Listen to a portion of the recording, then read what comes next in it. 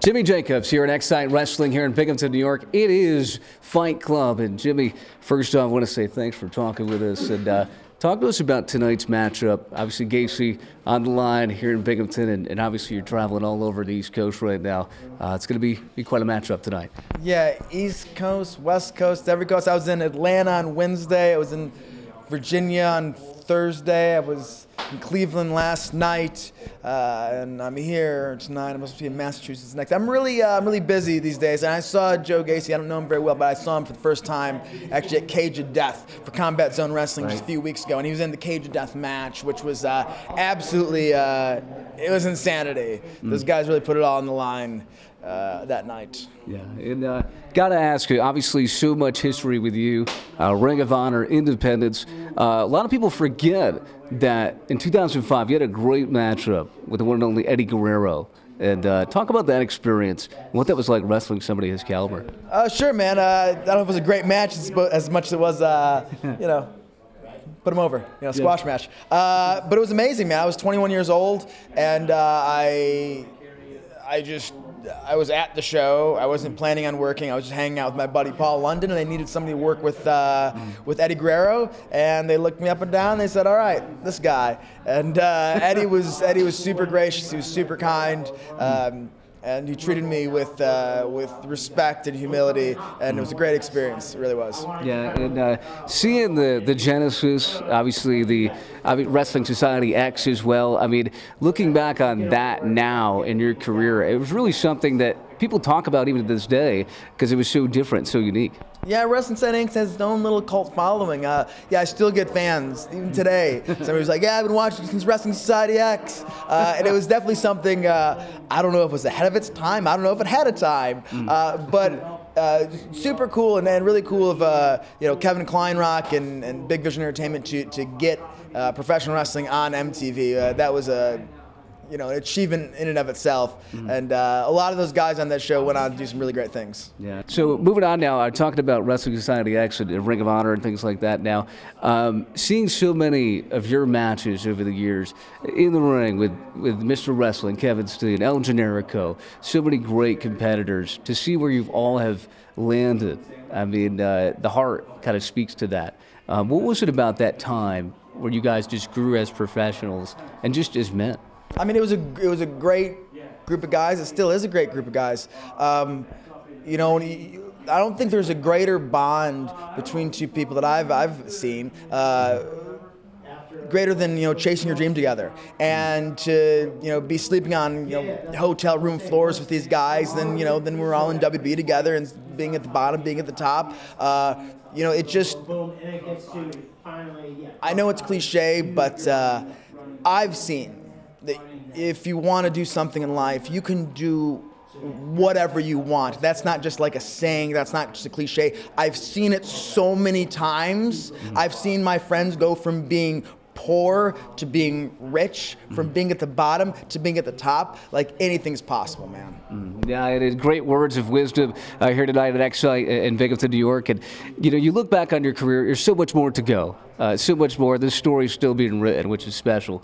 When you look back and have a chance to reflect, what are some of the greatest times and moments that stick out to you that really motivate you to this day? I mean, honestly, man, right now is the most fun I've ever had in my career. For so long, I wrestled in Independence. There was some great stuff, and the Jimmy Loves Lacey storyline, and the Age of the Fall, and all this stuff. Wrestling Society X, and Scum, and the Decade, Ring of Honor, IWA Mid-South, all this stuff. But for a large part, independent wrestling to me was always a means to an end. It was like, you do this so then you can go to WWE and make it to the big time. And having been there for the past 2.5 years, working behind the scenes in creative, now that I've done that, now I can just be here and exist and enjoy this time. And it's nice. Yeah, it's been awesome. Obviously, tonight's going to be special, too, here in Binghamton. And you mentioned WWE. Obviously, everyone knows about you working there behind the scenes and things like that. And, what was it behind the scenes? I think that I read somewhere that you missed the in-ring competition, and that was something that you sorely missed when you're working in that role. Did that tug at your heart, so to speak? I certainly missed performing. You know, when I first went to WWE, I was done wrestling. I was done. I could not have been done sooner, man. And it wasn't until about a year into working behind the scenes that I started to get that itch again. And then in the past 6 months or so, it really started to become more than an itch. It started to burst at the seams, and eventually did burst at the seams. And the zombie princess came, arose from the grave. Back. Yeah, it's back. And I gotta say, one of the most stylish guys going. I love this coat, man. It's awesome. Thanks, man. Appreciate that. I was trying. Yeah, and you know, people, they know the story with the whole Selfie thing and the Bullet Club and things like that, the invasion. What's your side of the story? I mean, obviously there's two sides to every story, and there's an interpretation. My side of the story is I was really happy to see my friends. You know, I got a text from my buddy that said, "Hey, are the Young Bucks at the arena?" I was like, "Are they?" And I went outside and I saw them. I was thrilled to see them. You can watch on, I think it's episode 157 of Being the Elite. You can see me like running up to them and hugging them and jumping to teams. I was happy to see them. And just right before after we caught up and right before we left, I was like, "Hey, let's take a picture together." And we took a little picture. And then I put it up online, and what happened happened. No regrets about that, not even a little bit. Excellent. And I know Chris Jericho, obviously you had a lot of his ideas. He cited for saying that you were his go-to guy for his ideas, his storylines. Hey, where's Jimmy? You know, stuff like that. What a compliment. I mean, how do you interpret that now, that looking back on that as well? Yeah, I mean, that's certainly the list. Right? The list, yeah. I invented the list of Jericho. And you know, it's certainly, I don't want to say it's validation, but it is. Yeah, I will say it's validation. It's validation that you work with somebody of that caliber, and Chris's career is as great as anybody's career. And to have that sort of respect from my peers. My respect for my peers is always very important. And to have that from Chris to this day means a lot to me. Excellent. Just a couple more quick things, and we're going to rock and roll here tonight here in Binghamton for Excellent Wrestling. What do you think needs to change in wrestling? I mean, there's so much that goes into it from a storyline perspective, from a physicality perspective. What would you like to see be different?